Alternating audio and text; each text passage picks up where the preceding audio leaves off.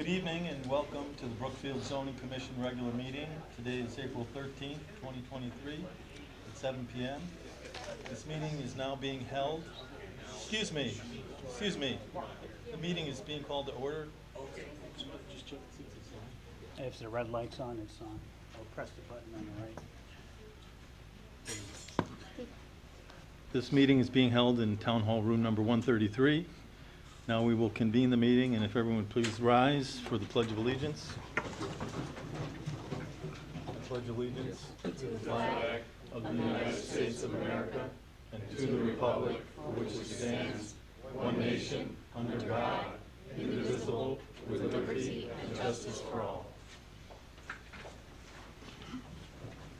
Thank you. This time I would like to introduce all of the commissioners, starting with my far left. Alternate Kurt Timmerman. Secretary Andrew Kame. Chairman Gary Getz. Vice Chairman Bishendra Komar. Regular member Phoebe Holmes. Alternate Gwen Arment. Thank you. This time we would ask Mr. Timmerman to be seated for the absence of Pratt. I accept that. Thank you. The next item is continued public hearings regarding application Z-22-73. This is a statement from myself to the Brookfield Zoning Commission and members of the public. In the interest of full disclosure, I should mention that I was a regular member of Sokol Lodge number 30 for a 3-year period from August 2019 until August 2022. I have no financial or other interest in that institution. As such, I believe that I can consider this application with fairness and objectivity. I make this disclosure voluntarily in the interest of full transparency. However, to address even the appearance of a conflict, I am recusing myself from this application Z-22-73. Sincerely, Gary Getz. And at this time, the chair would entertain a motion to seat Mr. Kame, the secretary, as acting chairman for the purposes of this application, and also to seat Ms. Arment to fill the vacancy created by my recusal in this case. So moved. We have a motion from Mr. Timmerman. Do we have a second? Second. Second from Mr. Komar. Any discussion? All those in favor vote by saying aye. Aye. All those opposed by nay. Are there any abstentions? The motion carries. Do you have that section, public hearing? Let me read about. I do not. May want to ask Fran for Mr. Wally, do you have the notice of the public hearing that we read? Yes, in the file. You don't have to read it because it's a public hearing still open. Okay. All right. Excuse me.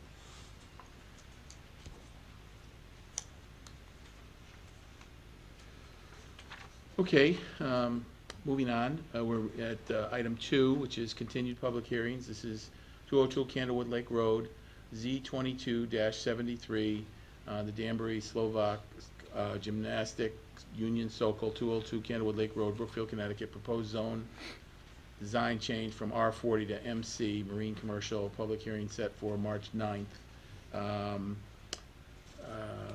Tonight we're to hear, again, the public hearing is open, and we would start by hearing from folks who are in favor of the application, if they had anything to add to the application or wish to make any comments. Mr. Chairman, if I may, for the record, Neil Marcus, I'm a member of the firm of Conowell PC, 158 Deer Hill Avenue, and I'm here on behalf of the applicant on this continued public hearing. And I guess as I recall, when we continued the hearing, we did it for a couple of reasons. One is to allow the commission to actually go out and look at the site if they wanted to. Two was to allow the commission a reasonable amount of time to digest the materials that were submitted to it at the first public hearing, and to determine if they had any questions, which we'd be happy to try to answer. And number 3 was, I think, just to see if any additional members of the public who might not have been available for the first public hearing would want to comment on the matter. My real, one of my housekeeping issues tonight is to understand if we have a complete record. Fran and I had a conversation earlier this afternoon. Do we now have all correspondence actually included in the record? Yes. Because at the last hearing, my notes indicated that the only correspondence, I think, was from Mickey Chiminera and from Mark Vasurka, who actually was present and presented as well. But I do understand that the O'Briens, Mitch O'Brien, sent a letter of support for the application, and that had gone to Rochelle. I'd like to make sure that that's noted in the record. And at this point, we've heard now actually from all of the immediate neighbors to the property, with the exception of First Light. And they're a little unique in that, though they're a neighbor, they really own very little property adjacent, because most of their property, in fact, is the waters of the Lake Connecticut in that area above the Lake Henry, excuse me, the land below the waters of the lake, and that's land that lies above the lake between the waters and the 440 contour line, which is just a thin piece of shoreline. And quite honestly, their shoreline and the lake itself would not be significantly impacted by the zoning amendment which we're asking for, because in reality, as we've indicated all along, the use of the property that the Sokols operate, we don't think will really change significantly. The condition of the property, of course, we think can be vastly improved if we had a set of zoning regulations that we could apply without necessarily asking for specific variances, which is where we are now, because the property is a non-conforming use so long as the zone is residential. So I can't imagine that we have, we're going to hear from First Light on this application. I will note, however, that in prior applications that we've made to both this commission for our site plan approval that was essentially mooted by the decision of the Superior Court, and in the variance that was also reversed, in those cases we had been in contact with First Light, and we had their consent and approval to the filing of those applications. So we're somewhat in a unique position, as I say, that we've heard from everybody who has a direct concern. And of course, we know that Mr. Vasurka is opposed. We know two out of the three other private neighbors are in support. And we do know that the Planning Commission has given a positive referral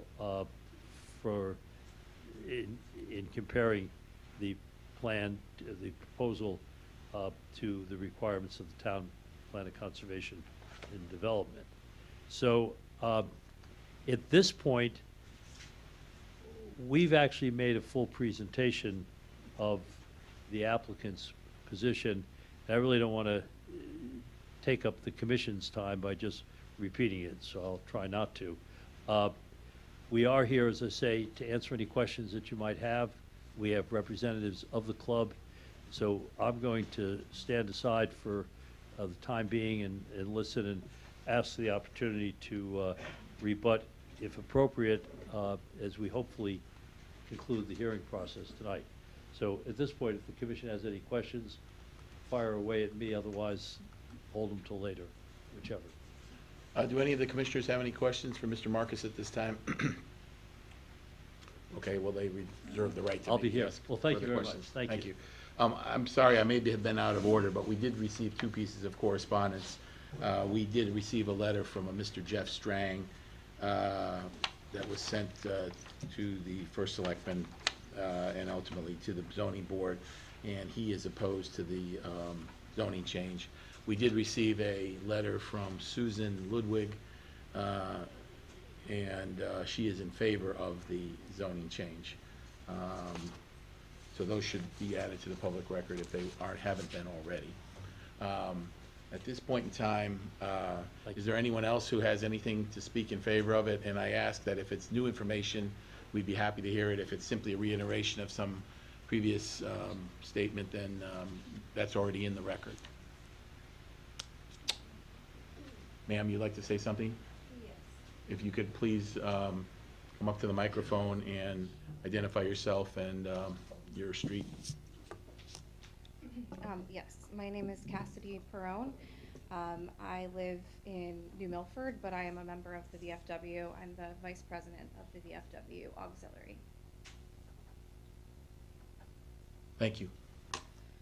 Members of the commission, again, my name is Cassidy Perrone. I am the vice president of the Auxiliary, but more importantly, I am the wife of a combat veteran who has served 3 tours overseas to protect this country. Once he got back from his most recent tour, he has joined the police department in Connecticut to further serve his community. The VFW has offered him the opportunity to have a sense of camaraderie that he didn't have when he came home. And it has offered us a sense of purpose to continue to give back to the community in the ways that we do through the VFW. I'm going to briefly just discuss in the next few moments why we're here, in my personal opinion, the harassment that I have observed, and why you should grant our application for commercial zoning today. Why are we here? Simply put, we are here because of Mr. Vasurka. A few years ago, we applied for a special permit simply to protect our elderly and disabled veteran members of these organizations. Those were blocked in every which way by Mr. Vasurka. We wanted to ensure that on the few days a month that we have a meeting, that we would need more than 13 cars to ensure that these elderly and disabled veterans would be able to come safely to the club. Parking on Candlewood Lake Road, as you know, is a death trap. And to ask these people to walk would be a travesty. Now, once all of our legal remedies were exhausted, we had to seek the commercial zoning in order to protect these individuals. So that's why we're here today. Now, in terms of the harassment that I personally have observed, I can assure you that if you go to the VFW and you stand outside, that this man is going to take your photo. Whether you're gardening, standing down by the lake, it doesn't matter. I have personally been victim of that. I have seen him do that to many other people. If he's not taking your photo, there's a drone flying over your head, and it's going to be hovering over you until you're so uncomfortable that you're going to go inside. I want you to picture what a typical Saturday morning would be like when you volunteer to go water the plants at the VFW. If it is in the summer or the early fall, whether it's 8 a.m., 9 a.m., 10 a.m., the second that this man sees you, he is going to blast headbanger music. I know this because I have personally been victim of this. I have given evidence to our attorney playing a video that I took last summer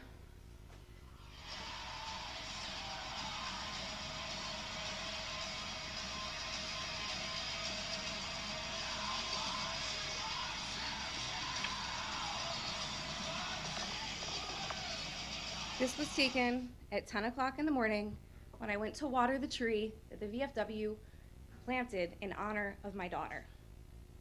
If you are doing any type of yard work on the weekend and he sees you, he's gonna put that music on and he's gonna drive off. Do we confront him? Do we call the police? No. Because at the end of the day, he wants a reaction.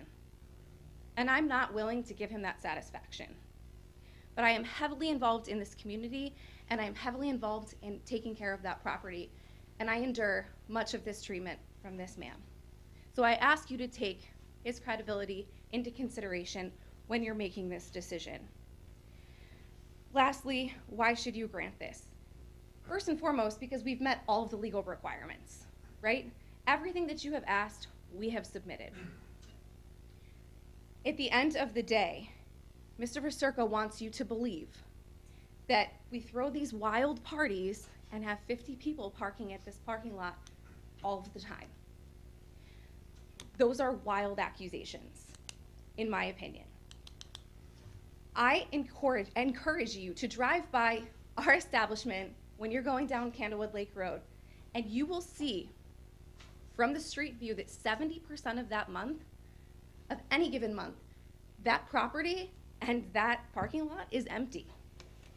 20% of that month, you might see the occasional 4 to 5 cars in the parking lot of regular members who are there perhaps to enjoy the sunset or meeting to discuss the next fundraising event that we're having or the community event that we're putting together. The other 5% of that month are our monthly meetings where we need more than 13 cars to ensure the safety of our members. Yes, occasionally we have a baby shower there or a bridal shower there. I had my baby shower there. But I can assure you it was no rager. We played baby bingo and we were out by 2 o'clock. I would love to know when these raging parties are going on because I live 6 minutes from there and I'm kind of upset that I wasn't invited or advised because I am on the board of this establishment. At the end of the day, I ask that you take into consideration the credibility of this man, of his accusations, and that you recognize that the other neighbors that are in close vicinity of us know that we are respectful, good neighbors. And remember that our organization, the VFW, is comprised of 96% of disabled veterans. That the Sokol has a very large elderly membership. We need to protect these people.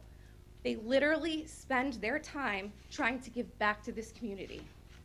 And unfortunately, most of the money that we have raised over the past few years have gone into the pockets of these lawyers. Remember that most of our VFW members are the first responders, the firefighters, the EMTs, the police officers that are running into danger when we need them. These same people that if, God forbid, Mr. Vasurka needed emergency service would run through fire to save him despite the way that he has treated us. That is who this organization is comprised of, and our organization upholds those same qualities because that's who we are. And I ask that you put an end to this madness and that you give us the ability to protect our members and to start using the funds that we raise each year to actually put back into the community and give back to our veterans by granting us our application to have a commercial zoned property. Thank you.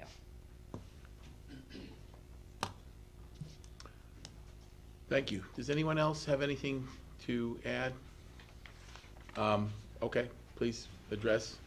My name is Gary Prabilski. Yeah, you'll have to come up to the thing and state your name and if you're with a particular organization, could you let us know that as well?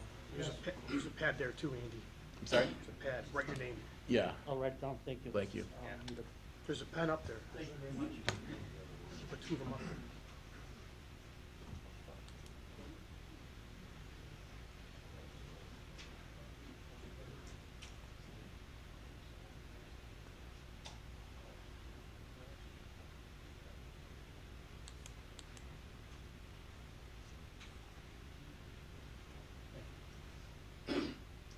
Hi, my name is Gary Prabilski. I live in Danbury.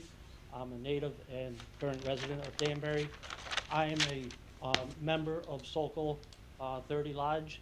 I am also a U.S. Air Force veteran, and I am also a scout leader for Brookfield's Troop 135 Boy Scout unit. And I'm with my wife Carmen Prabilski here and my son Gary Prabilski Jr. They are both members of Sokol as well. So I just want to make a positive statement on behalf of Sokol and the community service that they're very well known for. As a Sokol member, we do a lot of community service projects, like the flags of Brookfield, for instance. And I'll say that the Scouts, the Boy Scouts, Troop 135 of Brookfield has assisted them with setting up those flags. On occasion, when the scouts needed a place to meet or a court of honor to advance and recognize the advancements of our scouts, we were able to rent and use the facility at Sokol. As a veteran, I know you guys know that our auxiliary there is a wonderful opportunity for people to gather and just do positive things for the community. So I don't have any complaints.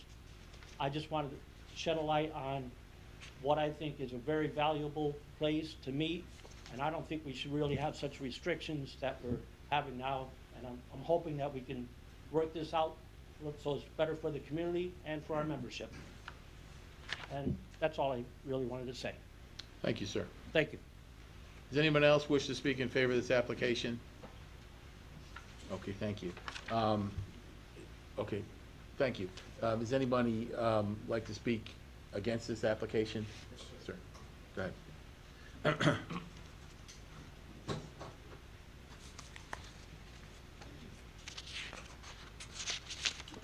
Good evening, and thank you. Again, I am Michael Leventhal. I'm an attorney. I represent Mark Vasurka, who is the abutting property owner at 198 Candlewood Lake Road. Did the commission receive the memo from Attorney Marcus that was dated March 15th? I believe we did. File, I'm sure. So I want. Yes, yes, sir, we did. We have a memorandum dated March 15th. That's the one that talks about Article 4.1E is the first paragraph? Yes. So, Okay. I spoke to Ms. Hodza about this. I prepared a memorandum which I'd like to present at this point to the commission. Okay. And I'm going to go over the points of this as quickly as I can. So I'll step away from the mic for a second and present that to you. Sure. So that's the signed one, and I made enough copies for everyone. Okay. If you want. So, This is the one for the record? sure. Okay. How many copies do you need? I only need a couple here, like 5, I suppose. Thanks. You could just hand them out to the commission members. And you need one for the record. Okay. Just give me 2, or wait. Here, you need one? All right, I'll read off of this one. Do we have the stamp? It's on the cart. Dawn, can you hand the receipt stamp, please, on the cart? The receipt stamp? Yeah, just, I'm sorry, sir, to interrupt you. Looking for the receipt stamp there. Yeah. Yep. I believe that's it. Oh, it is today. Okay, good. That was submitted at the last meeting. Okay, thank you. Go ahead, sir. Okay, thank you. In his memorandum of March 15th, Mr. Marcus stated that the application promotes public health. So I went back and I looked at the regs. First and importantly, Regulation 5.6 provides that the property is in what is called the Candlewood Lake Watershed Protection District, CLW. And the regulation provides in pertinent part that the Candlewood Lake is the state's largest lake, one of its most important inland water resources, has experienced the gradual deterioration of water quality since about 1950. Studies of the lake shoreline development area have recommended planning to avoid the need to install a public sewer system. If you look at the sewer map, which I did not include, but I know you have access to it, it shows that the area where the property is, the Sokol property, is deemed an area of great concern because it's all septic systems there and runoff. There is no sewer system there. We know from the town sanitarian and the tax assessor's field card that the house was built in 1952. It's a single-family residence. There's no as-built on file of the septic system. We know, we've been told that the holding tank is 750 gallons, probably because they pump it and they know what its capacity is. The location, size, and condition of the leaching fields are unknown. Up to 150 people have attended events at the property. That was found by Judge Brissell Macero. There's been no effort whatsoever in this application to address this critical public health issue, except to say that it promotes public health. And I say that's factually impossible based on the increased use of this property, the age of the system, So we don't really know if the system is adequate to service the property in its present condition, let alone with additional and increased activity. Regulation section 5.6. On a lot that is in the Candlewood Lake watershed, where the total impervious surface is 10% or greater, the application requires a storm water management plan. Now, based on the calculations from their plans that they submitted, the property is, they say it's 1.07 acres, and I'll get into that, or 46,609 square feet. And based on my measurements, the total impervious surface is 8,125 feet. The applicant is claiming that the pavement that they installed in 2020 is pervious, that it's acceptable. And my client sought an injunction when we initially filed this appeal in February 2020 to keep them from installing the parking lot until the appeal was completely resolved. And we went before Judge Brazell Macero. The problem was, by the time we got there, Sokol had already put the parking lot in. And Judge Brazell Macero warned them, you do that at your own risk in the event the appeal was sustained, which it was. So my position is, they can claim it's pervious. I don't believe it is. I think it's impervious. You can go and take a look at it. They've provided no analysis as to parking. The regulations, section 6.1A3, provide that no parking area of 10 or more spaces shall exist or enter into a road less than 75 feet from the center line of the nearest intersecting street. Kennon Road is the nearest intersecting street. There's no analysis of that calculus. 6.1A3 provides that off-street parking and loading shall be provided and maintained on the same parcel as the use that the parking serves. They're claiming they park off lot. I say that's against the regulations. The property remains residential. A parking lot in place applies to the special permit number Z1940 that is no longer valid. They went ahead and put it in. If this map change is granted, they don't get to simply slide in and use the parking lot that was granted under the special permit that's no longer valid. Under Article 4.2, they have to reapply and get a special permit as a marine commercial property to operate as a community service facility, and they'll also have to submit new parking plans. And they'll also have to comply with the setbacks for the marine commercial properties under 4.3A. They also did not submit any kind of a landscaping plan that deals with stormwater management. Now, there's defects in the application, and I'll go through those. Article 8.6B2 or Section 8.6B2 requires that the application be submitted with a zoning map of the town, including in color the area for which the change is proposed to be applied, the proposed boundary line, the proposed zoning district designation. I don't believe they submitted that. Section 8.6B3 small b requires a graphic representation confirming the inclusion of all the property owners on a key map. I don't think they submitted that. We're also required to see a copy of the letters sent to each owner. I think they submitted one letter. I've never seen the letter. The appendix at 1.8. Excuse me, folks, if you could just be quiet. Everybody's been given an opportunity to speak, so a commission needs to hear from both sides, and we'd like to hear from this gentleman now. So In the please, appendix. members of the audience, be quiet. Appendix section 1.8C small c requires that they submit a map at an appropriate scale showing properties within 500 feet in all directions of the property or properties to be rezoned, and the names and addresses of the owners of such parcels as indicated on the most recent grand list. They did not do that.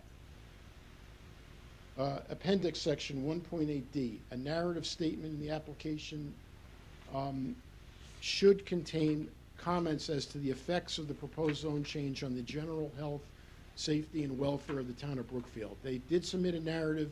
They have nothing in that narrative about that. They also were required to provide you with, under section 1.8 capital E of the appendix, a simple meets and bounds description defining and writing the boundaries of the proposed zoning map change. Don't see that. Now, you referred to the Planning Commission the proposed zone change to make a report on the consistency of the proposed regulation or boundaries or changes thereof with the plan of development of the municipality. No report was submitted back to you by the Planning Commission. They provided you with their minutes and their vote. Connecticut General Statute, Section 8-3, small a(b), provides that they had to provide you with a report, and if you go forward without that report, that's a violation of statute and grounds for appeal. Now, my final issue, and this is something that I had to go back and listen to the transcript of, and I actually attached to this little memo is my transcript that I took. It starts at 1.4125. Commissioner Holmes asked Mr. Marcus, are you going to build a brand new parking lot? He answers, we're going to use the existing parking lot. Then she asked him, how many cars do you park in this spot? And he said, well, right now 13. She said, sounds like there are more. And then his answer was, we could have a legitimate 30 parking car lot with regular zoning compliant stalls for 10 by 20 or less. We can do that. Right now, to the extent we put more than 13 cars, we have to get off of the original site and go into the quarter-acre piece that we bought from the state that is not restricted by the 13. And I gave you this photo last time. I've submitted again. Is Mr. Marcus now claiming that the quarter-acre that they bought, they actually bought it in 1998, they didn't record the deed until 1999, is not subject to the 1989 special permit? If he is, I'd like to have him provide an explanation for that, because under your own regulations,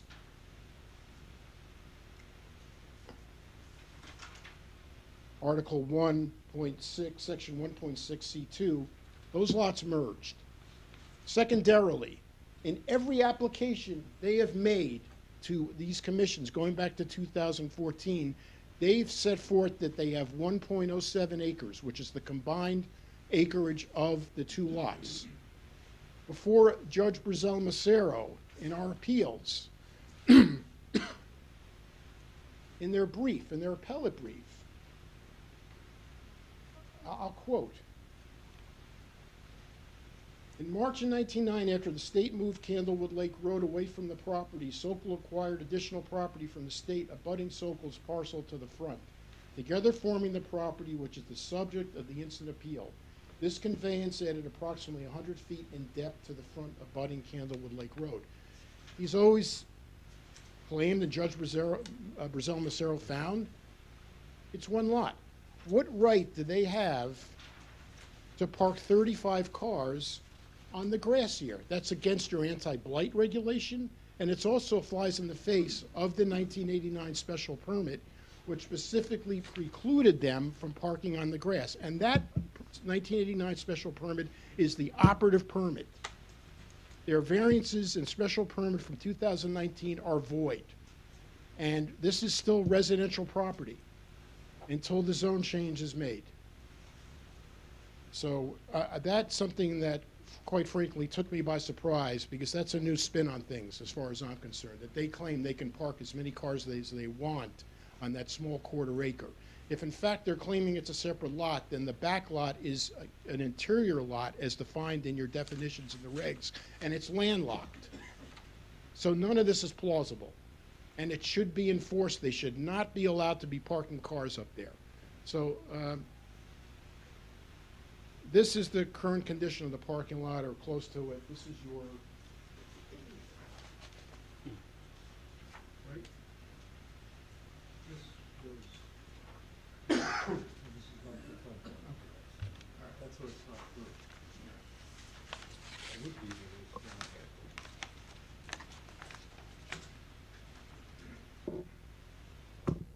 Sir, did you have anything else to add? I do believe that the page there you think is I know you say it's not paved, but, so I am going to submit this as part of the record. Folks, if you could just address things through the chair, I'd appreciate it. We're just We're here to receive information from both sides. Okay.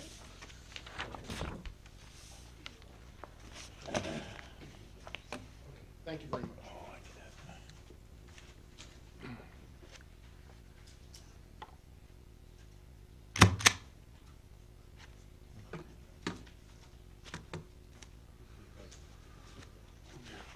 This is a copy for you. Okay, thank you. At this point in time, I'd ask that the commissioners, if any of the commissioners have any questions for either, either side on this issue. Commissioner Arment? Thank you. I'd just like to ask, who is Mr. Kennedy? He's not here. I understand that this property is rented out for different functions. Well, I have a friend who is hoping to rent it this summer for a large family gathering. So I have been told that it is rented out as a commercial space. Is that a question? Yes, I guess it is, and a statement at the same time. Okay, if it's a question, let me try it.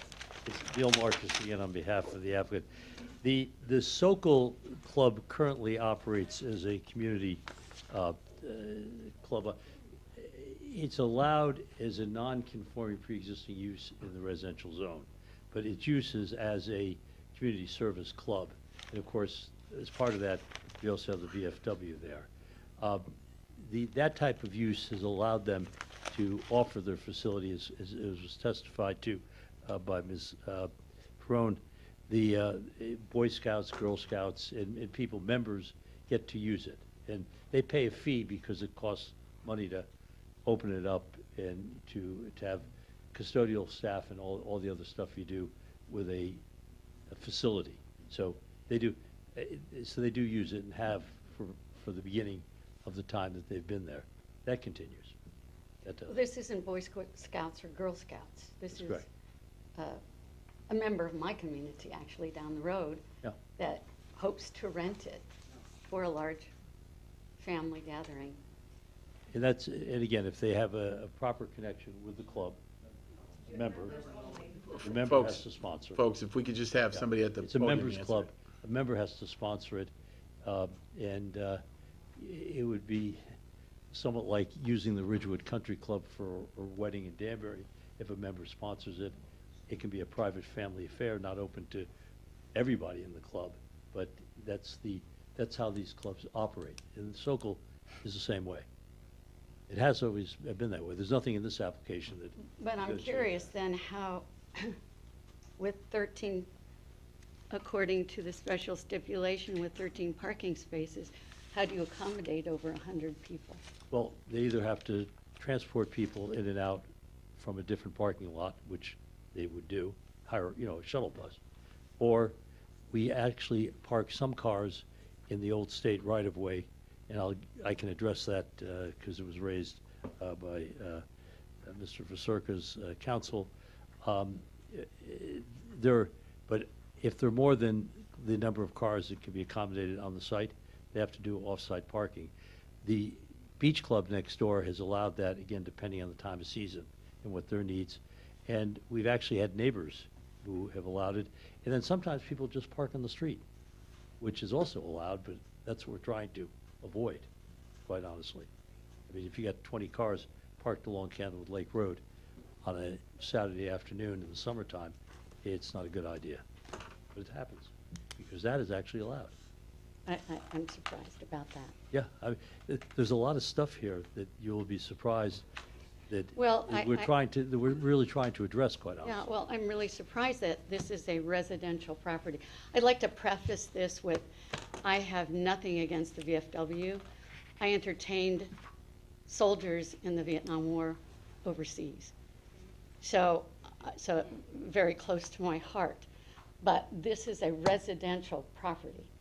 And so I'm very confused as to, we have a Sokol Club, we have the VFW, Right. we have other people coming in with large parties. If I lived next door, I would be very upset about it. Well, actually, if you look at the history, it was a club before Mr. Vasurka bought the property next door. So honestly, you might have been different from Mr. Vasurka. But the only neighbor who complains about the way this property is used actually intentionally, I think, purchased a piece of property that was an existing Sokol club when he bought it. So But the you Sokol wouldn't have Club done it, had- he did, so that's. But it had stipulations. And from what I'm gathering from all the legal, and it's about legalities, it's not about whether. Well, yeah, if you but were- again, I just want to finish But- answering one of your questions, or one of your statements, actually. You say it's a residential zone. Yes. That's why we're here. I mean, you got to realize, you're the zoning commission, and you determine whether it is improperly, whether it be more properly in a different zoning status. And that's why we're here, because quite honestly, I don't disagree with you.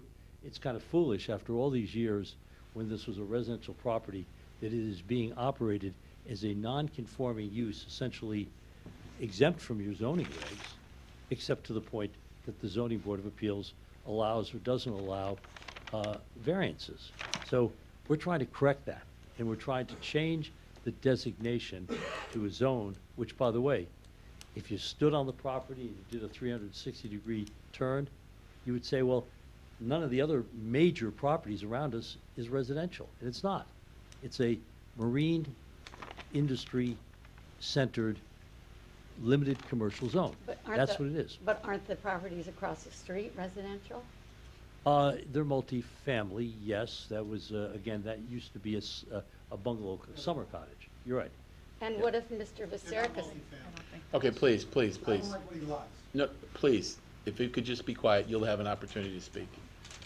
Can Well, you let me finish correct with that. answering the question? It is a cluster subdivision, which is not what the original zoning was for the neighborhood, where it was more single-family home. So the site is a single site with multiple residences on it. The buildings themselves are single units. That is correct. So I don't want to mischaracterize what's there. Did You any, actually go out and look at it, and you see what's there. I live right there. Yeah. thank you. Did any other commissioners have any questions? Can I address the inaccuracy in council's statement? Just let the commissioners finish their questions first. We may get to that point. I had a question as to who the actual applicant is. We had testimony from Ms. Perone, who seemed to be indicating that the VFW was in some way applying for this change, and I'm not sure that that's accurate. Is the Sokol Lodge is actually the tenant of the property? Could you explain that? The Sokol Lodge has title to the property. Okay. The VFW is a tenant. They Okay. use it once a month for their monthly meetings. Right. And the Sokol Lodge also leases the property or rents the property out on a periodic basis or ad hoc basis to other groups? To civic groups, mostly Boy Scouts, Girl Scouts, and they allow the use by their members for private functions, Okay. which would include their friends' weddings. That's what they do.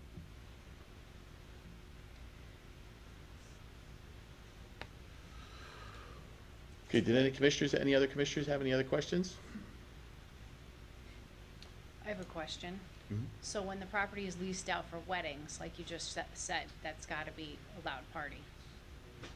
Is that, We need to have Mr. Well, I'm O'Mustin, the wondering president of the club, when respond the- to that. when these, I mean, What he's saying is wrong, it's inaccurate. well, I'm Just a Well, second. Let me Mr. ask you. you. Mr. Marcus, would you like to delegate someone I'd like from your to ask Mr. group to O'Mustin answer that question? To explain Well, how the let me property just is used ask for a a wedding. few more things about my question. So Okay. what are the events that you're renting it for? What types of events would fall under what? I have to go to the Sokol president of Lodge the club. is I don't rented- have that is list. rented for. And this will give me an idea of how late the events go, who might be at the events. So give him an example. This is Mark sure. O'Mustin. Hi, Mark O'Masson. Sir, if you could just you've identified yourself and your street, and if you could just sign the speaker register. Okay, okay. That's a public record, official public record. Okay. As long as it's not top secret. Well, let's hope not.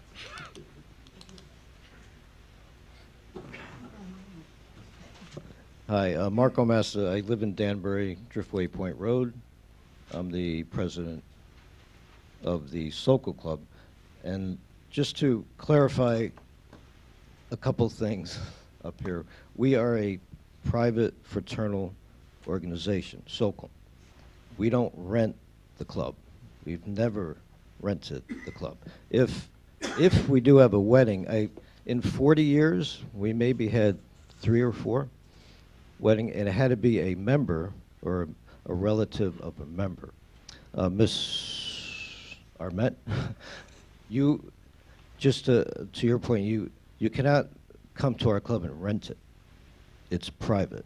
Like, I can't go to Ridgewood Country Club and go play golf there. I'm not a member. So it's only for members, and we don't rent.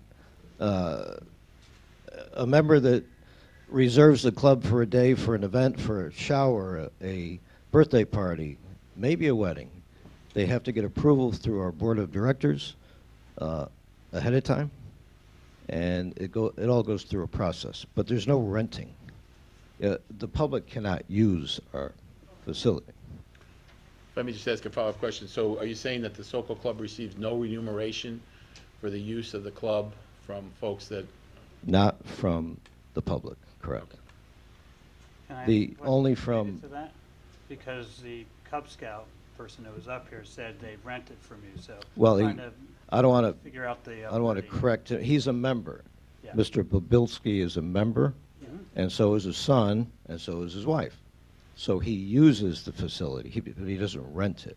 I misspoke with the word rent. Yeah, it was a. I used it as a member for our scout unit Mhm. and my family. But you wouldn't get a check from them saying this is the fee to use the, From the member, from the member, right? we have a usage fee to cover utilities. So you do receive remuneration, You get coffee. payment? Yeah, Okay. yeah. Yeah, the idea, again, I don't want to put words in Mark's mouth, but this operates like most clubs. If I'm going to have a special event for my family as a member of the club, and you're a member of the club, you're not going to cover the costs of opening the club up and doing that day. I pay for the maintenance, I pay for the security, I pay for the parking lot, and if I've got to bring in porta-johns because I have a huge crowd or whatever, all that usually is a cost reimbursement. But this is the point. This doesn't sound like a residential property to me. It's not. It's not, Well, I mean, it's it's in a supposed to be. residential zone. It's a use that's allowed. Because it has been pushed that far. By, yes, no, you gotta go back, it was acquired in what was our first year? 81. So you Right. gotta go back 40 years. And it's been used this way for 40 years. It's in a zone that's residential, but the use has not been residential for 40 years. All we're trying to do is to conform the zone to the reality of what the use is. We're not Well, you changing made- the use. Is But you're that out absolutely of- right, it's not a residential use. So you want to change the zone out of necessity? Out of sanity, quite honestly, for a couple of reasons. Well, I'll tell you why. One, You can only do it through necessity, I believe. not at all. We're doing it because it meets the Brookfield Plan of Conservation and Development, and it is in harmony with the predominant uses in the neighborhood.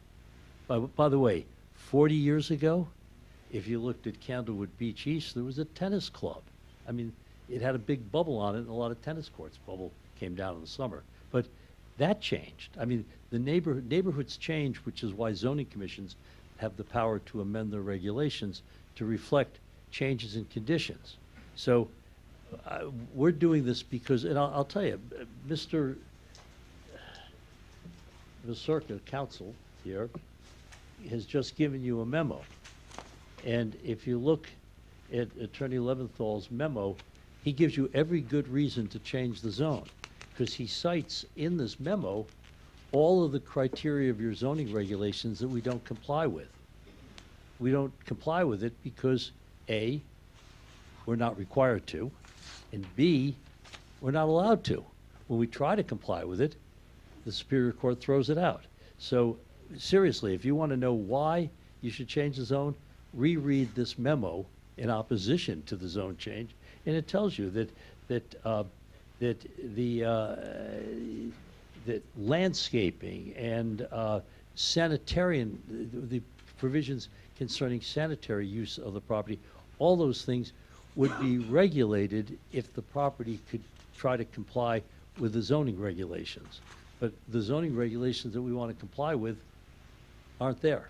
They don't exist for us. They exist for O'Hara's next door, but not for us. So that's, to put it in perspective, this memorandum actually tells you why changing the zone would allow the town of Brookfield to try to oversee the compliance with the property. Seriously. Does any, thank you. Do any of the other commissioners have any questions? Commissioner Holmes? I have a question about the septic tank.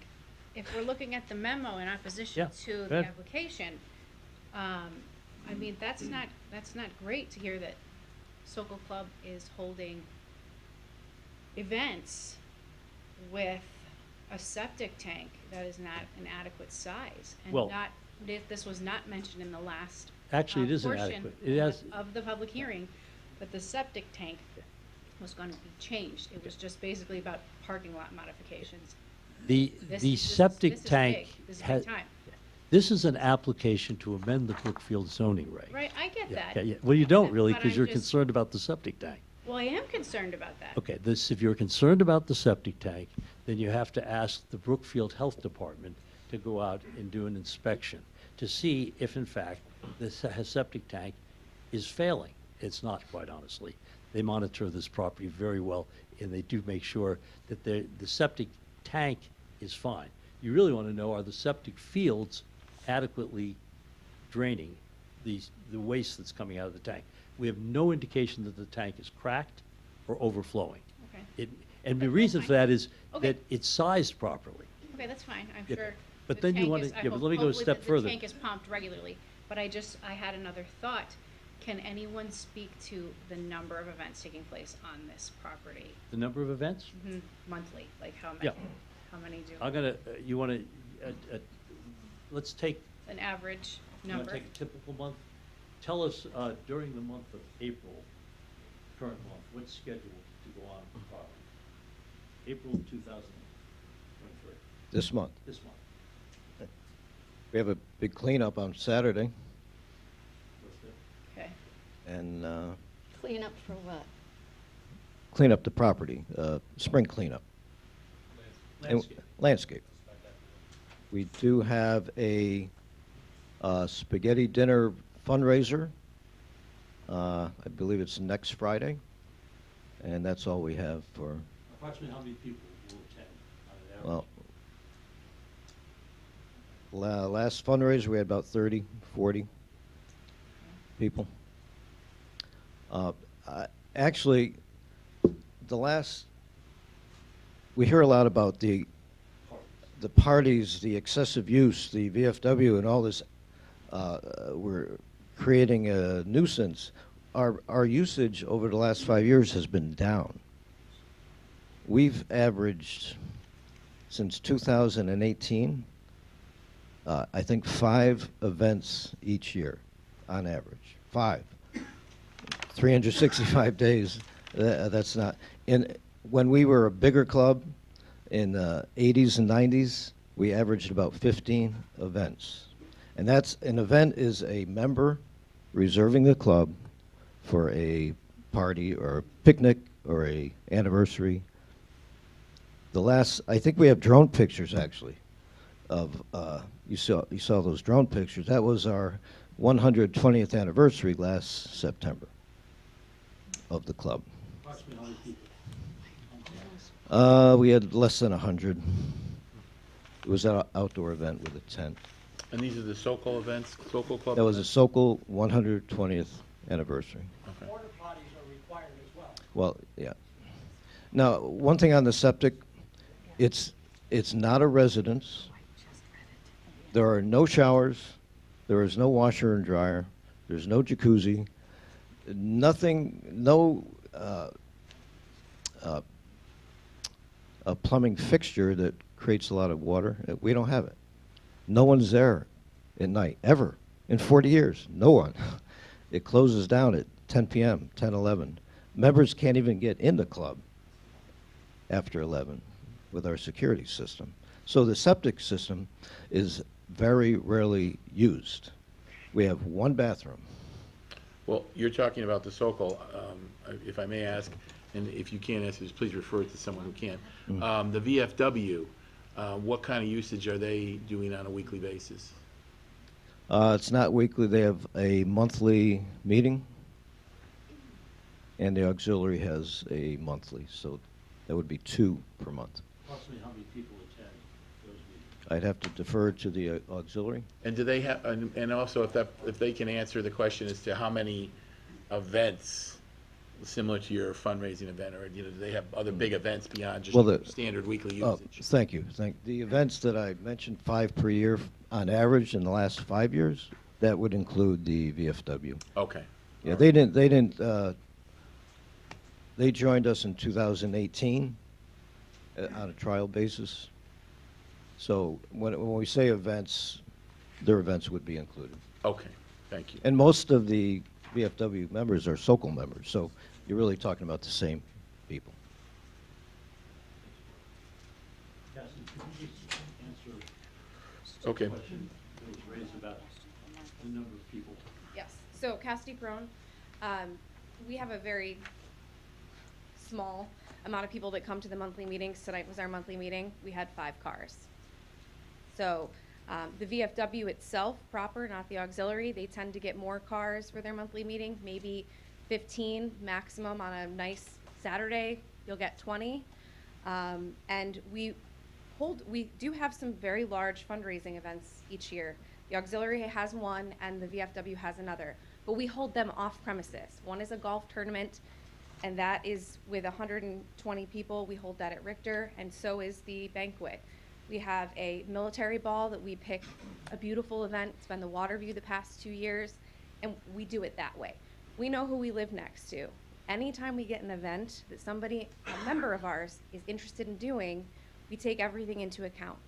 And like you said, between the three agencies, we maybe have 5 events, and they're limited, 30 people, 40 people, and we take everything into account. So if we as a entity are going to hold a large event to raise money, we're doing that off the premises. We're doing that at another location because we don't want to have any issues with the neighbor, and we understand that we have a very limited capacity. We just want to operate the way that we have been operating for the past 40 years as Sokol members, which my husband is a part of. Thank you. Do any other commissioners have any? I have one more. Sure. For Mr. Marcus. Mr. Marcus, Yes, ma'am. you had said a little while ago that there were multifamily zones in that area. I'm not sure that's true. There were multifamily homes No, nearby. I wanted to correct that. I'm pretty sure I heard that. Somebody said, what about across the street? Okay. And I said there was multifamily use. So- Yes, And then that's I what you said. corrected That's what to I heard say you said. that the individual units are single family dwellings, to my knowledge, but they are clustered on a single lot, which would make it which is not the same as the R zone that it was originally specified. It's a pre-existing summer cottage colony. For those of you who remember, it was Conrad's Cabins. Are there any old-time Brookfield people here? There was a Conrad. He was a state trooper. You didn't want to mess with him, especially when you were a teenager, when I first met him, believe it or not. But anyway, those were Conrad's Cabins, and it was called Conrad's Landing, and it included the property across the street, which is now part of Candlewood Beach East. And those were not traditional single-family residences on individual lots. I referred to that Gotcha, as so that's what you were multifamily. referring, Yes, this yeah. Comrades Cabins thing. Exactly. What- And that's almost directly Okay, across. because that was a confusing comment. I know, Because in my head, it went somewhere else. Okay. Okay, I want to for clear that up clearing that because up. I misstated the term multifamily. You did. It's Okay. Multi-units on a single lot. We're all set. Thanks. Folks, are there any other commissioners that have questions? I just have one. Okay. Go ahead. So So there's only one bathroom in this house? Yes. And it doesn't get used much. In reality. As a matter of fact, I mean, you're the one who was If concerned. you have 40 or 50 people, or you have 100 people, or you have a... They use, when they have bigger events, they actually bring in, because But people. even don't- if you have, as this is expanded, as you've said over the years, I'm going back to the original stipulation because apparently the appeal took it back to the original stipulation of 1989. So that was a small club where men played cards, so forth and so on. So it was small, with 13 parking spaces. So even with 13 people, but if you have 50 or 40 or 30, and you have one bathroom, you can't have a house like that Well, in a residential area. well, actually, if, You could in my community. if you had a dinner party at your house Yes, with 20 people for dinner, your bathroom might be used more often than it would be if you didn't have that dinner party. So you'd have that extraordinary evening where you have a lot more people going in and flushing the john. They're not taking showers, they're not doing laundry, they're not doing any of the things that we're not doing. So they're actually flushing the john. A single-family residence is designed for septic, and again, this septic is under a very old septic code, because the code's been changed many times. But generally, most of the houses that are built in Brookfield today, for example, are probably sized for about 400 gallons per day is an expected water use. You get because you'd say it's a family of 4, and each person uses 100 gallons of water under the state health code. By the way, it's very rare that people use 100 gallons, but there's built-in protections and redundancy in these codes. So 450, so if you take a modern toilet which flushes 2.5 gallons every time you press the lever, figure out how many times you can actually go flush that toilet before you actually fill up a 750-gallon septic tank. And the answer is, you don't. And so if you have 30 people there for a 3-hour meeting, 30 people for a 3-hour VFW meeting, that's a large crowd. They don't really get that. But you want to build in redundancy. And if you figure everybody in that crowd uses the john once and flushes 2.5 gallons. And, okay, if you figure that they're going to use the facilities, that's really not much water usage. I mean, in a house, your water usage is when you do your laundry and do your dishes and take showers in the morning. So your comparison here, or your thought that this is inadequate, is based on a memo from somebody who's opposed to this application, but the application has nothing to do with the septic system. The septic system is either adequate or inadequate, whether the property is zoned as it is today or zoned as we want it to be tomorrow. So I think it's a diversion to talk about the septic system, but really, you shouldn't be worried about it. And if you really think it's a problem, somebody should ask the health department to meet with the club and say, can we take a look at your system? Because between you and me, if the system were overflowing or malfunctioning, the members of the club would fix it. I mean, they use the facility. So they're not going to sit there with septic flowing out of the ground. So, as I say, it's a great thought that, gee, years ago they didn't require the septic that they do today. Nobody's checked it. And the reason for that is there's been no reason to. So I think you got to put the septic discussion in perspective. Thank you. Are there any other commissioners that have a question? Just one. Mr.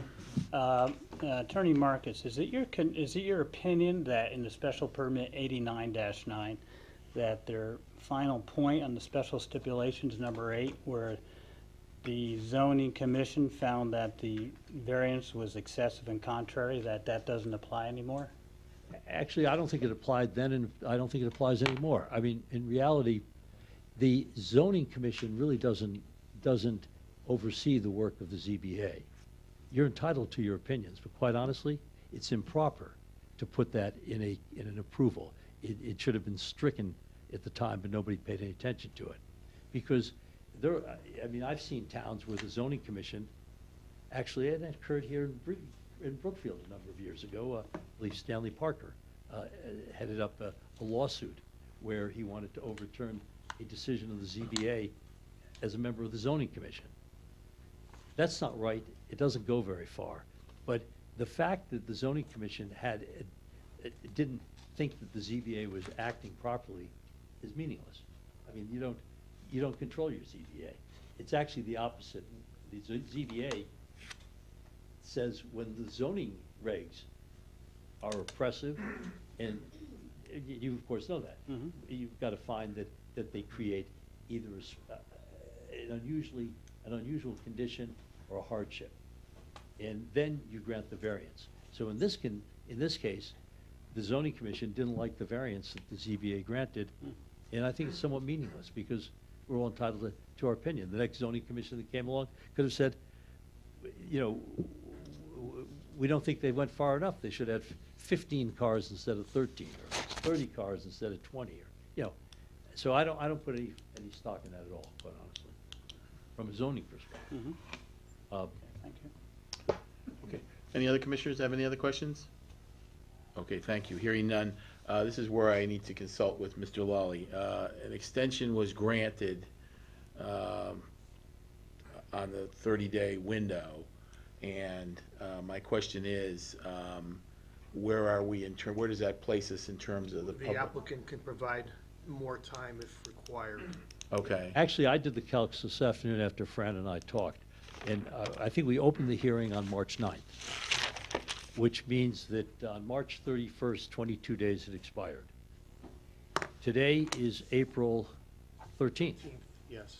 So today is the 35th day, which is the day that we're supposed to close the public hearing. Correct. If the public hearing should stay open further, the applicant can grant an extension. And of course, if there's a need to do that, we're more than happy to do it. But today, we are just on the 35th day. Okay. For my calculation. I'll open this up as somewhat of a discussion amongst the commissioners. A lot of information was presented tonight, in addition to information that we have already received. A lot of it is technical and relates to cases past, present, the interplay of a variety of zoning regulations. So what I would like to see us do is take a period of time to review all that information, and then at the next meeting, ask any questions that we may have arising from all the information that's been presented. And at that point in time, we would probably close the public hearing and move on to the next phase. If that's the sense of the commission. Well, again, I'm putting it out to commission, and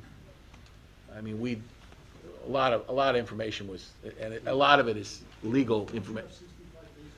Well, we do, but I think we're supposed to close the public hearing within 30. We have 65 days for the entire package to get back to them with a vote, yea or nay, or request an additional extension. And basically what I'm looking for is a 2-week window to take a look at the information that's been provided tonight. I mean, for me, I've seen this 3 times already, so I don't need any more information. I've seen it all already. Some of us are not as astute as Mr. Timmerman, and I haven't been to these meetings before. may need some more information. May need to look at this again.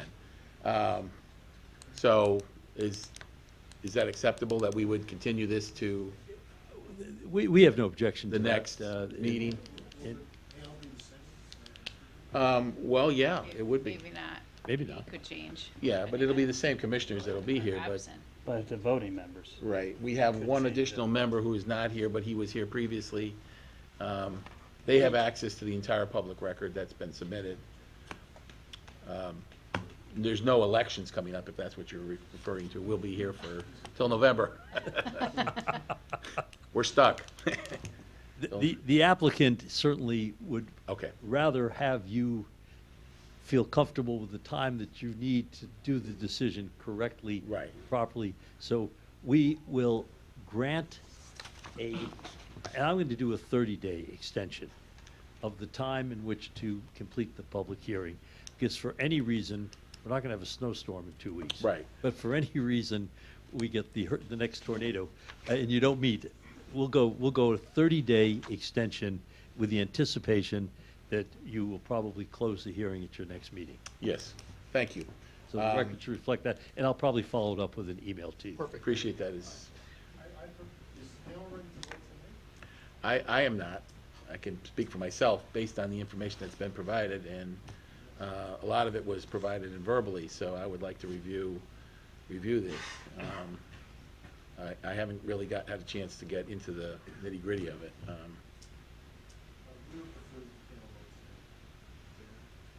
All right, well, then I'll put it up to commissioners. We wouldn't be voting tonight on it. Well, all we were doing is closing the public hearing tonight. We have, the proposal is, that's about, for both sides, is that we would continue this, keep the public hearing open until the next meeting. Then at the next meeting, we would close the public hearing. We're anticipating that we would close the public hearing.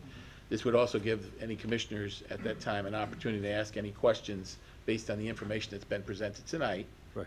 And then, at that point in time, we would either enter, if the commission is ready to vote on it, we would vote on it. If the commission needs additional time to consider it, they have, I believe, 65 days from the original filing to complete this process. You have 65 days upon closing the public hearing to Okay, make a decision. okay, good. So Well, you then, got lots of time, and the only question is, you want to hold the public hearing open? We have no objection. well, again, the reason I, We could close it. Cor- and correct- not correct me vote if I'm- tonight, I guess, we could well, close it. and- correct me if I'm wrong. If we keep this public hearing open till next week, and you gentlemen show up and we have some question over, We can answer it. you can answer it. We can't do that. We can't take in any additional information if we close the public hearing tonight. That's where I'm headed with this. Based on what was provided tonight, a question may arise. When would you propose to do that? We would propose to do this at the next meeting, which is April 27th. Correct. And that at that, Commissioner, I'm the commander of the VFW, and if you have any questions about the VFW and what we do there, then I'm happy to answer those. I didn't feel a need, it seemed to be covered, Commissioner, so, but if in the extendance of this public hearing, if you need my input, then Right. that's fine. Well, I appreciate that, but again, I just want to go back that the actual applicant here is the Sokol Club. Yes, oh, I know, but there So- were questions from the VFW. Right. So, just to be I'm clear. not trying to be the applicant. No, thank you. We have He to, takes charge. we have to ask questions of the applicant, okay?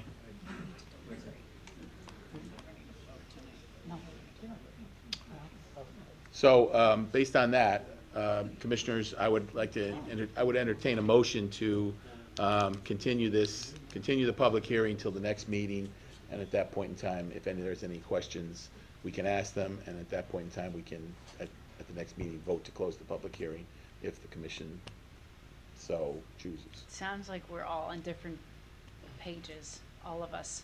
Could we go round robin and see where everybody falls on that, or it's okay. do you wanna? Well, we can just vote and then, Or you can just vote. Or we could just vote, or we could just close it and not vote? Okay, the motion, I don't know. okay, no, I mean, the vote, we could vote on whether to close the. public- Right, we could vote on or to that. continue. Like, I am not ready to vote on this application. I am not. But I think I have heard enough information from both sides to make it, To close it. to close it. That's where I fall Right. tonight. well, my perspective is I agree 50% with you. I am not Okay. ready to vote on this application. I would like an opportunity to review the record. A lot of information was presented tonight. A lot of it was presented orally, and I would like to review that. And then at What next did you say? A lot of it was presented what? testimony, public Orally. testimony. Orally. A public testimony rather than in writing. So I would have an opportunity to present that, to review that, and then at the next meeting, I would feel comfortable if there are no additional questions from the commission at closing the public hearing at that point and entering the deliberative phase. Fine with that too. Okay, well then, I'll entertain a motion. We want to add this in the public record? And again, if anybody has any additional information, They can submit it in the next 2 weeks. you can submit it within the next 2 weeks, that's correct. Correct. That is true. I'll make a Yes, motion to true, too. close the public hearing, and then we'll see which way it goes. Okay. So on the floor, we have a motion to close the public hearing for tonight. Do I have a second? Second. Okay, all those in favor of closing the public hearing tonight, please signify by saying aye. Aye. Aye. All those opposed, please signify by saying nay. Nay. So we have what, two that are in favor of it? Help me out here, two? 3 and 2. 3 in favor, 2 against. Okay, all right, well then the public hearing tonight is closed. Okay. Thank you.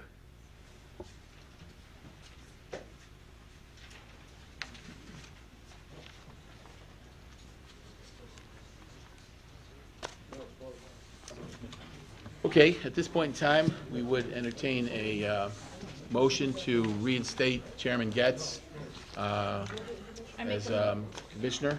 I make a motion to reinstate Chairman Getz as the chairman for the evening. Okay. Second. All in favor? Aye. Aye. Any Aye. opposed? Any abstaining? Thank you. Moving on to item 3 on the agenda, public hearings. There are none. No. No. Public hearing is now closed. As I was saying, item number 3, public hearings, there are none, so we'll move on to number 4, review minutes of previous meetings. The last, maybe we should wait till the motion is down. Okay. Do we want to take a motion to recess for Schindler? Oh, sorry, did you, I'm so sorry. Okay. Chair, at this time would entertain a motion to go to a 5-minute recess. I'll make that motion. Mr. Timmerman has made a Second. motion. Seconded by Aye. Mr. Kane. All in favor, Yes. say Aye. aye. Aye. Opposed, nay. No abstentions. The motion carries. 5-minute recess. Thank you. We made, since Schindler's No not additional gonna be information one. can be submitted at this point. Oh, Well, we would be able to vote on it at the next meeting if it comes up, if And the commission for needs to Schindler. vote on it. me and Well, I won't say that, because what we have, the way this panel is set up is there's a number of regular members Andy. and there's a number of alternate members. If one of the regular members doesn't show up, someone is elevated to that Oh, the position. second one, I as made a the voting motion. member. There's 5 voting members and there's 8 members on the I commission. think Phoebe seconded. So we have to have and a then quorum It was unanimous. of 3 to vote? 3 to vote? Not exactly sure, but whatever the legal correctness is, we'll do it. We have to deliberate now. Deliberate, that's correct. Deliberate, think about it. It's interesting, deliberate is like the opposite of liberate.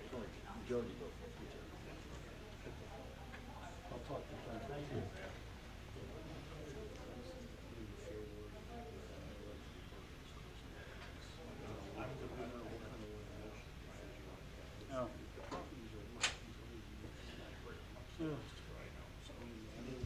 Been a long time. Right now. This microphone is on.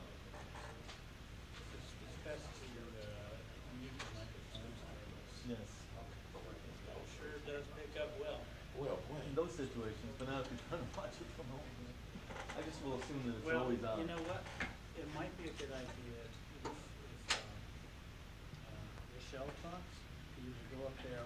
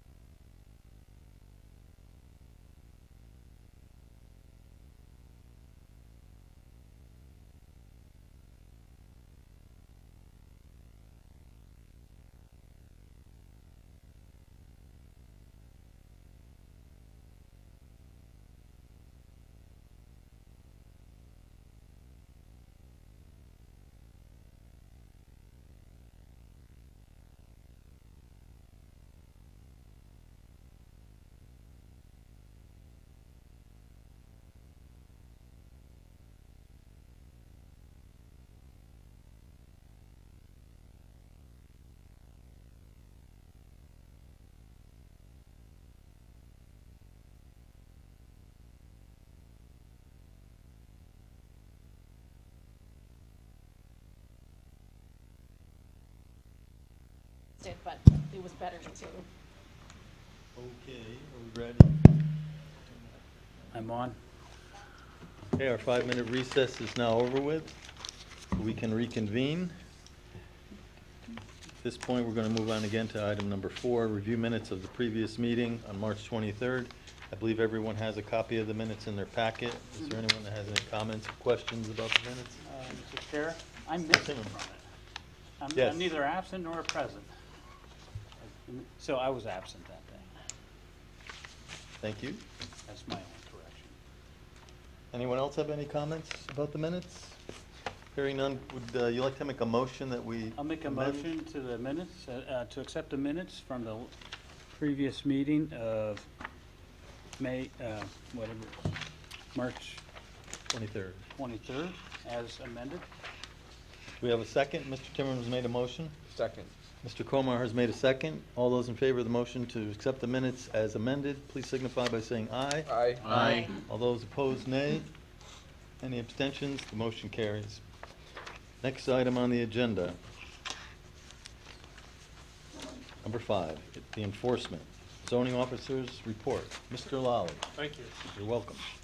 47 High Ridge Road, the Salis residence. Again, the inspection date with the town attorney is set for April 28, 2023 at 12 o'clock. That's still in order. It's still going forward. Did get a new one in 53 Merwin Brook Road. Stephen Conway, Little Stevie's Tree Work. We received a complaint that he was parking his equipment on the top of the road in the cul-de-sac and running his home occupation out of the property. Complaint came into the land use office. In turn, I sent a notice of violation requesting compliance by April 15, 2023. I have not yet heard from him, and there's been no more complaints.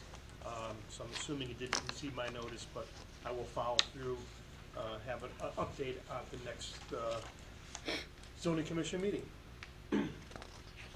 Moving over to the cease and desist list, there's been no change with 31 Green Knoll. The notice of assessment fines was sent to the property owner. There's been no response that I'm aware of. Ms. Hodgson has been out of the office for the past few days, so whether the applicant or the individual has responded, I'm not aware of. But I will have an update when she returns for the next meeting, and an update for the report. So, Mr. Lally, if I may, Yes. just on that subject. I noticed that we recall from the history that we sent a fine for the lack of the obeyance of the order to restore. Do we have the date of when that letter was sent? I know that we gave them extra time because they exceeded the timeline, but then we granted them a hearing.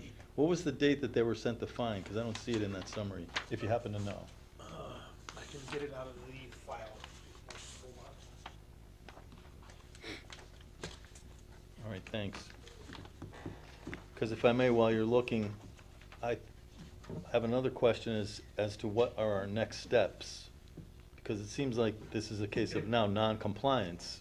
We gave a hearing, the hearing officer heard the case and upheld the fine, and now the fine hasn't been paid, so.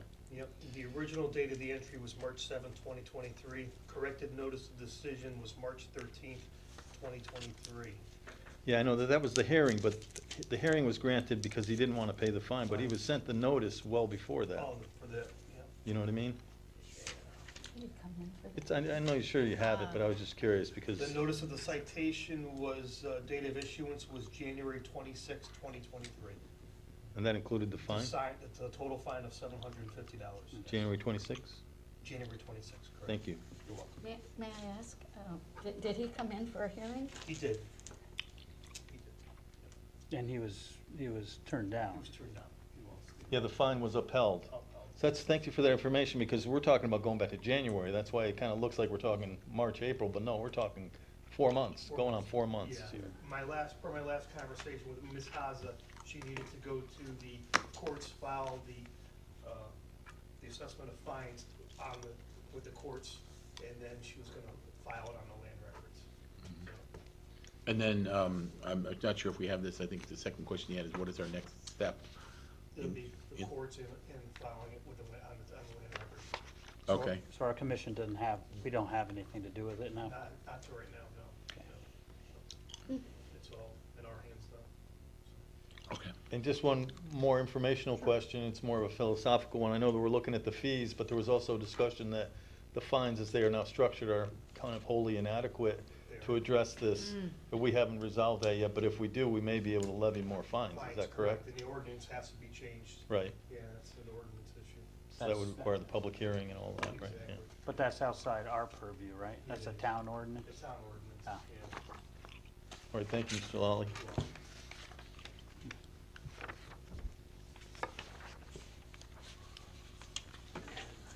Moving on, 89 Wisconsin Road, citation sheet. Hearing date is still set for April 20th, 2023 with the courts again, Danbury Superior. She's been appealing left and right. She's just, but the judge has not made a decision, and he has a new hearing date set for us, myself, the town attorney, and Ms. Goen, to appear, so. And then 35 Hidden Brook Drive, the Torres residence.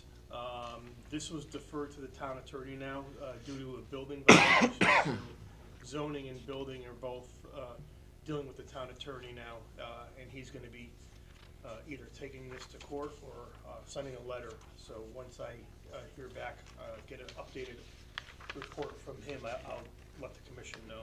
So that's where that's heading right now. So it's either going to be court or it's going to be a letter from the attorney.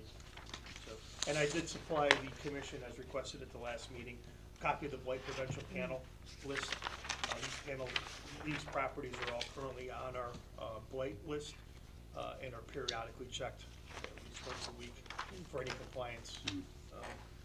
But as you can see, some of these properties have been on for a while too, so.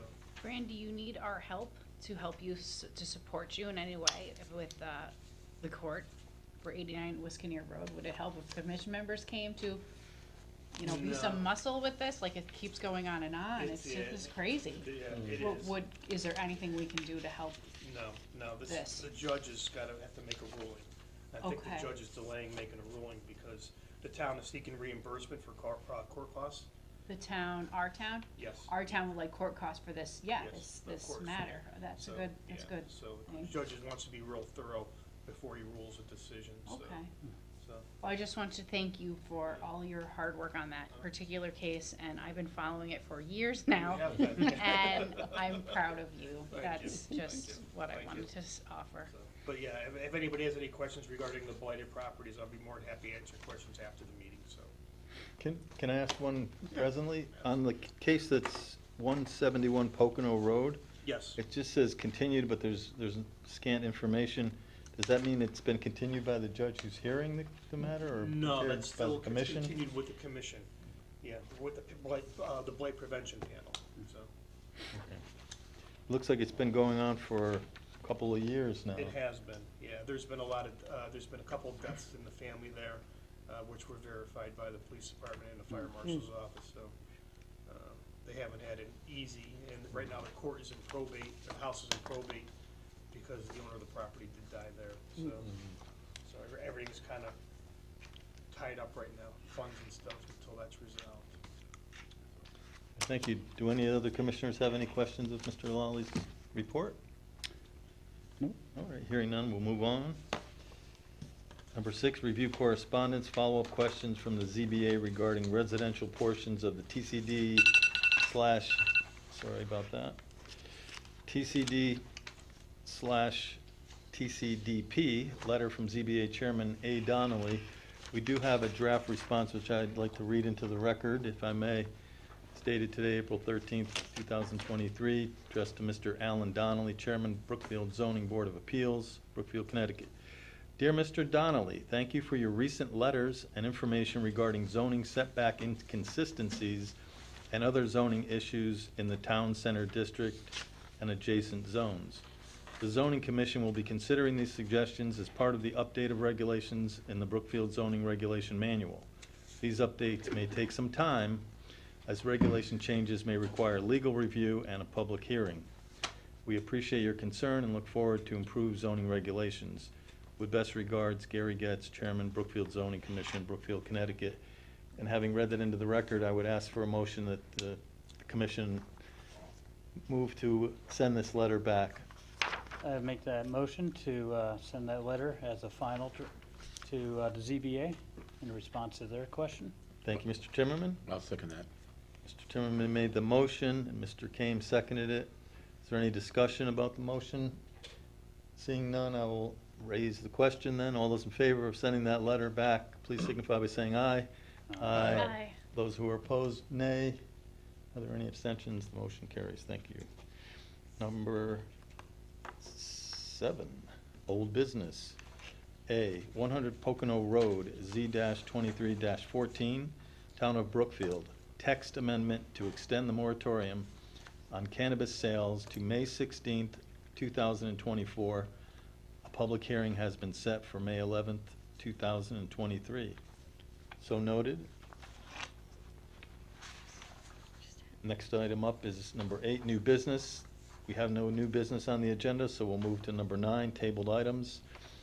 First is A, revision of zoning fee schedule, land use director. I recall in the minutes from last meeting that we were going to have the updated fee schedule for Mrs. Hodson today, but I see she's not present, so I'm not sure. Anyone know what the status is at this time? All right, I guess we will continue to monitor that and table it until our next meeting, which will be April 27th. Item B, 7 Shirley Court, Z-23-4, Michael Phelan, new garage construction over 900 square feet and fill in excess of 100 cubic yards. The public hearing has been set for April 27th, 2023, also noted. Next item up is number 10, commissioner comments and informal discussion. Does anyone have anything to discuss? Mr. Timmerman? Oh, this is about 20 Station Road. I don't know how many have seen it. I know Andy knows. 20 Station Road, they had a town meeting to approve this brownfield remediation with the developer, and that was approved there. And I just read that the wetlands has approved the application, which was the next step for 20 Station Road. So they're slowly making steps to remediate that site, and then maybe come off the blight list. Yeah. Because it's been there the longest. Exciting. 2011. That's so awesome. Thank you for that. 2011. Yeah. Any other commissioners have any comments? Yeah, If I can add to that, right now. Sure, Mr. Lawley. The blight panel does have a lien on that property, so once that property is purchased, the blight panel, or the town will be receiving, significant funds. yes, yeah, thank you. And also, they, a ZBA application was submitted, this week, for that property to eliminate commercial space on the first floor. So that just to give the commission a heads up, because that is required for the regulation. So a ZBA application has been submitted to remove the commercial on the first floor. And just in terms of the zoning commission, is that's come before this commission already, or? It has not come before the commission. They just received wetlands, they're gonna go to ZBA next, then they will be coming to zoning. So that's on the pipe. Okay. I did have one thing, if I have put together the information that was sent to me by email regarding the training. If anybody else has taken any additional training, please send it to me and I will put it on the list, and then I guess I'll furnish that to Land Use Director Haza, so she knows where we are in terms of training. Most of the people have completed the requisite training, so it's available online. I think the classes that they've had are available online for people who either wish to re-review them or have not taken them for the first time, so. That's my only comment. Yes, I experienced that. I was able to go back and review previous presentations, so they seem to be there. If I may, one other item I wanted to say is, in my awareness and learning and understanding how other commissions operate, I've come to appreciate that this commission has an excellent level of participation and attendance, and it's very rare that we have a case where we're worried about having a quorum. I think for the first time it happened at the last meeting on March 23rd, when I wasn't there and a few other people weren't there.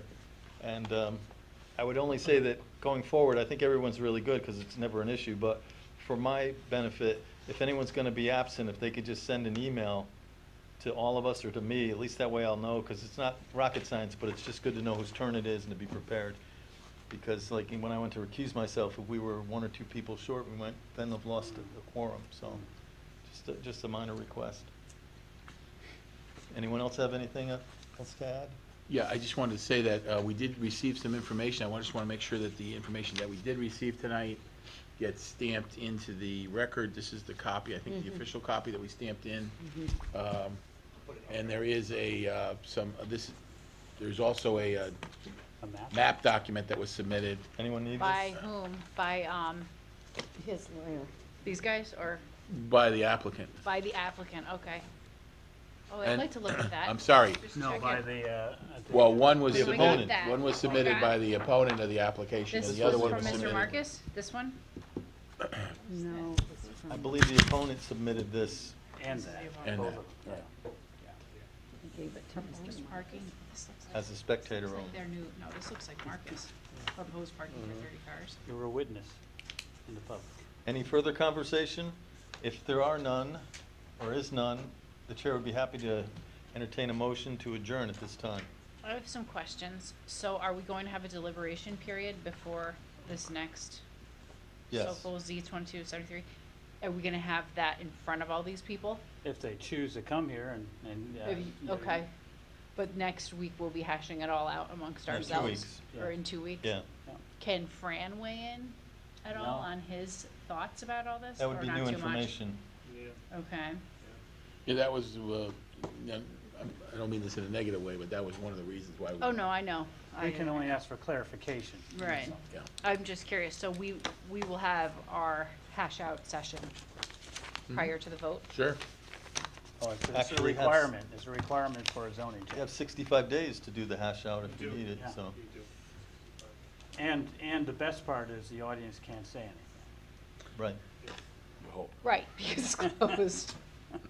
That doesn't stop them from trying. No, it doesn't. But You think, well, whatever. Okay. Yeah. Sure if they'll be And by the here way, for no it. more asking questions after we've already moved on. Just kidding. Oh, I just want to say that I will be here next time because I'm coming back just to be here for the zoning. Oh, you will be? Yes. Great, thank you. Coming back from being out of town. Oh, okay, great. Always happy to have you. It's a great group. With that, is there a motion to adjourn?